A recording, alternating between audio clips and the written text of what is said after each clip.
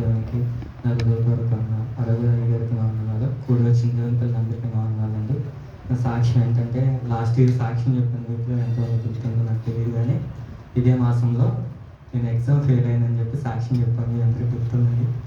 దేవుడు నా జీవితంలో నేను చెప్పినట్టుగానే దేవుడు నాకు ముందుగా అంటే నేను ఫెయిల్ అయినని వాళ్ళందరూ బాధపడ్డారు, కానీ నేనైతే బాధపడలేదు. ఆ సంవత్సరం నేను సంతోషంగా బయటకు వచ్చి దేవా నేను పాస్ అయినా ఫెయిల్ అయినా సరే నీకే స్తోత్రం అని చెప్పి నేను ఆ రోజు నేను అనుకున్నా.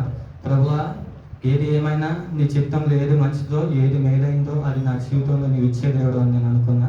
లాస్ట్ ఇయర్ ఫెయిల్ అవడం వల్ల ఈ సంవత్సరం నాకు చాలా మంచి పని అయిందండి. ఎందుకనంటే నేను అప్పుడు పాస్ అయిపోయి ఉంటే ఇంత మంచిగా చదివేవాడిని కదా. మళ్ళీ ఈ సంవత్సరం మంచిగా దేవుడు కష్టపడడానికి ప్రతి విషయంలో తోడుగా ఉన్నాడు. చిన్నబిడ్డ ఉన్నా సరే తనకి అంటే హెల్త్ బాగోకపోయినా ఆ సిచ్యువేషన్స్లో కూడా దేవుడు నేను అంటే మంచిగా చదువుకోవడానికి కూడా దేవుడు ఇవ్వకపోతే కనుక సమయాన్ని ఆ ఆరోగ్యాన్ని సమస్తాన్ని ఇవ్వకపోతే మనం అలా చదవలేము. దేవుడు అట్టి విధంగా ప్రతి పరిస్థితిని అనుకూలపరిచి అట్టి విధంగా మంచిగా చదవడానికి ఆ ఎగ్జామ్లో పాస్ అవ్వడానికి అంత నాలెడ్జ్ గెయిన్ చేసుకోవడానికి దేవుడు మరొకసారి అవకాశం ఇచ్చాడు.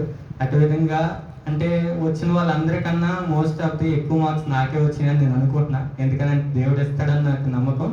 అలానే ఆ రోజు థియరీ అయిపోయింది, అందరూ చాలా టెన్షన్తో ఉన్నారు. ఈవినింగ్ ఆ రోజే రిజల్ట్ వచ్చేస్తుంది. రిజల్ట్ వచ్చినప్పుడు వాళ్ళందరూ కూర్చుని ఉంటే నేను ప్రేయర్ చేసుకుని లేచి అలా వచ్చానో లేదో రిజల్ట్ వచ్చేసింది. అందరూ నేమ్స్ చూసుకున్నారు, లాస్ట్ నా పేరే ఉంది.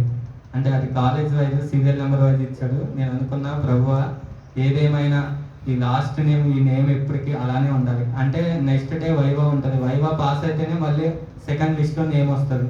ఆ నేమ్ అలానే ఉండాలి నోటీస్ బోర్డు దాన్ని ప్రేయర్ చేసుకున్నా. దేవుడు అటు విధంగానే అందరూ వైవా అటెంప్ట్ చేసి ఏడ్చుకుంటూ బయటకు వస్తూ ఉన్నారు. నేనైతే వైవా అటెంప్ట్ చేసి చాలా సంతోషంగా గిఫ్ట్ కూడా అడగకుండా మెట్లు దిగి వచ్చేసాను.